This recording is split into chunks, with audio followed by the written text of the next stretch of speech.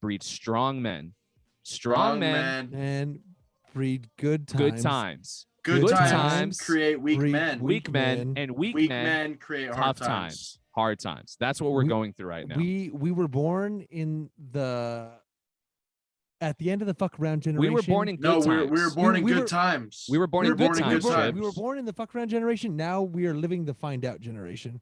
Well, we were born in the good times because the baby boomers were born in the bad times. That's what shit had, and they had to suffer and actually get. That's why there was the baby boom. That's why that was the baby boom. There's a guy that said it perfectly too, Mikey. Don't mean to cut you off, but he said, "No, you're good." My grandfather walked 10 miles to work. My dad walked 5. I drive a car. My son drives a Mercedes. My grandson's going to drive a Ferrari. My great-grandson is going to have to walk again. Because that's how this cycle goes in this life. I agree. And that shit hits hard. Because we don't realize it. Because, again, we're part of the dumbed-down society that doesn't realize how good we have it. We're always looking across the pond and saying, that grass is green.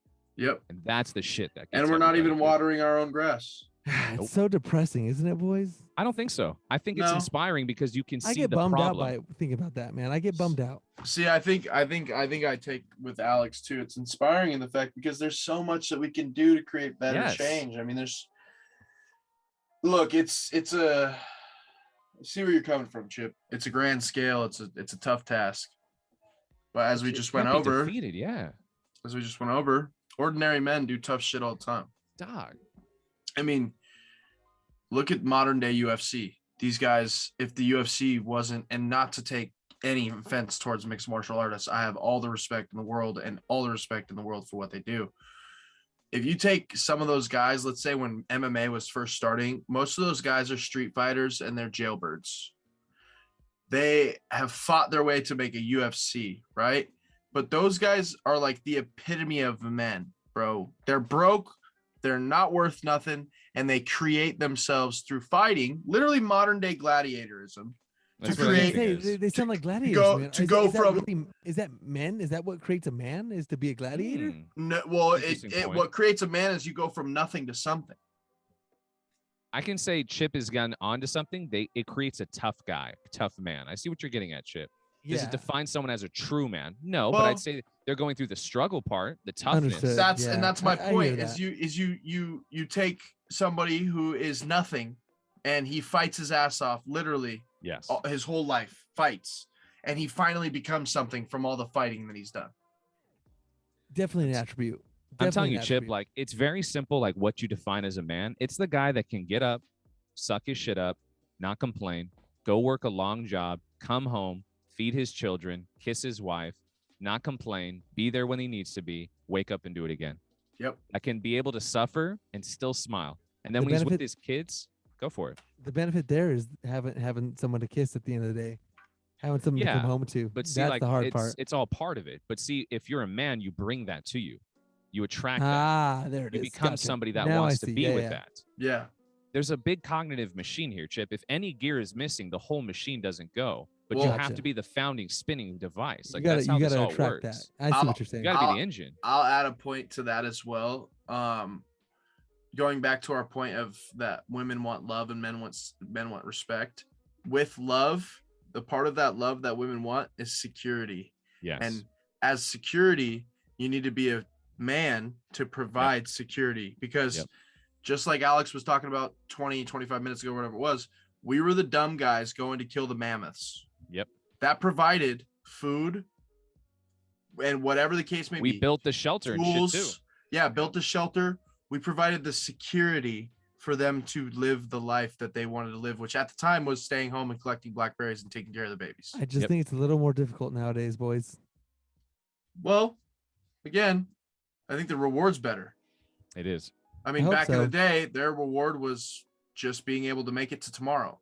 Our world in today, we can create a better tomorrow. I hope to see a life where I got all that good stuff, man. But that's what going back to what Alex was saying, I'm gonna play this TikTok. It. I'm gonna play this TikTok for the audience that we went over earlier, because you were talking about how a man goes to work every day, keeps his mouth shut, loves his wife, takes care of his family. Here's something that's very relatable to that. There's nobody in this world that can say anything about me that I haven't said myself. Do I go through depression as a man? Yeah, I do. Do I cry? Yes, I do. But do I get up every fucking day to go to work? Yes, I think that's a very important thing you played, though, Mikey, is because we touched on it a little bit, that a lot of men suffer with depression. A lot of men suffer with anxiety, and we have to suck it up, and we got to keep going, because at the end of the day, we're the last line of defense. So I think that was cool, man. I really like. Yeah, no, I definitely agree, because we're the last line of defense, and even more specifically, good men that still hold true to their good values and keep putting one foot in front of the other.